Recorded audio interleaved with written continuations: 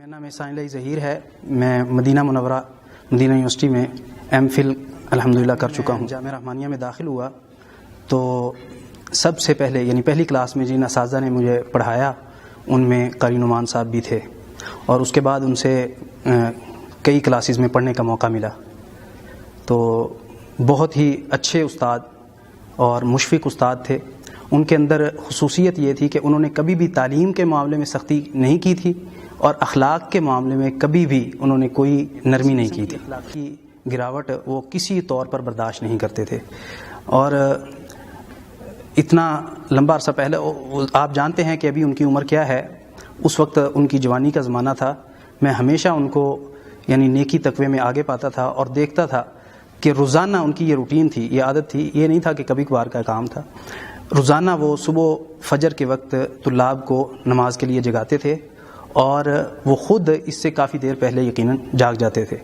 اور اسی طرح ان کی یہ عادت تھی، ہمیشہ کی روٹین تھی، ان کی عادت تھی کہ وہ جمعے کے دن عصر کی نماز کے بعد سے لے کر، چونکہ حدیث ہے آپ جانتے ہیں قبولیت کا وقت ایک ہے تو کہا جاتا ہے کہ عصر کے بعد ہے، تو وہ عصر کی نماز کے بعد سے مغرب تک مسلسل دعا کیا کرتے تھے، اور قرآن کی تلاوت اور باقی امور میں ہمیشہ ان کو آگے آگے ہم دیکھتے تھے.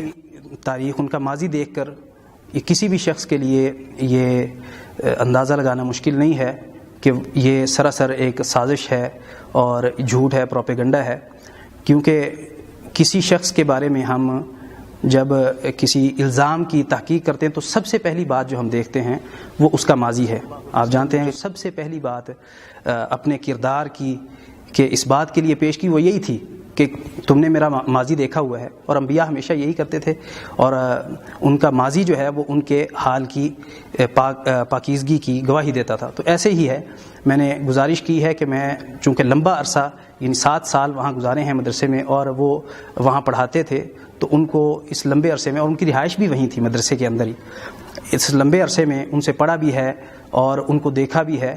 تو ان کا جو کردار تھا وہ ہمارے لیے ایک مثالی کردار تھا، بلکہ ہم تمنا کرتے تھے کہ اللہ تعالی ہمیں بھی ان جیسا بنائے. یہ سراسر جھوٹ اور پروپیگنڈا ہے، اور یہ چیز علماء کے بیانات سے اور خود جن بچوں کو انہوں نے پیش کیا دوسری طرف سے مال دے کر، پیسے دے کر، لالچ دے کر ان کے بیانات لیے، خود ان بچوں نے بھی اس کی تردید کر دی، اس واقعے کی ان کے والدین نے بھی تردید کر دی، اور اہل محلہ بھی ان کی گواہی دیتے ہیں نعمان صاحب کے کردار کی، عظمت کی. تو اس سے پتہ چلتا ہے کہ یہ سب جھوٹ ہے اور پروپیگنڈا ہے. اور اصل جس کا ان لوگوں کو بھی پتہ نہیں جو خود اس میں استعمال ہوئے ہیں، وہ مدارس کے خلاف ایک مہم چلائی جا رہی ہے بین الاقوامی سطح پر کہ ان کو بند کیا جائے. تو اس کے لیے آپ جانتے ہیں چھوٹے چھوٹے واقعات اکٹھے کیے جاتے ہیں پہلے، کافی لمبے عرصے تک، تقریباً آپ سمجھ لیں 3-4 سال تک، 5 سال تک وہ واقعات اکٹھے کر کے ان کو بطور ثبوت سنبھالا جاتا ہے، فائل بنائی جاتی ہے، اور پھر وہ امریکہ بہادر اور اقوام متحدہ یہ ان کے جو حقوق انسانی کے چیمپئن ہیں، وہ پھر اس کو بنیاد بنا کر پھر وہ اپنی کارروائی کرتے ہیں. تو یہ اسی کا حصہ ہے. آپ آئے روز اخبارات میں دیکھتے ہیں فلاں مولوی صاحب نے یہ کر دیا، فلاں مدرسے میں یہ ہو گیا. تو یہ اس گرینڈ پلان کا حصہ ہے جس میں کے تحت وہ مدارس کو بدنام کرنا چاہتے ہیں اور عوام کو مدارس سے متنفر کرنا چاہتے ہیں.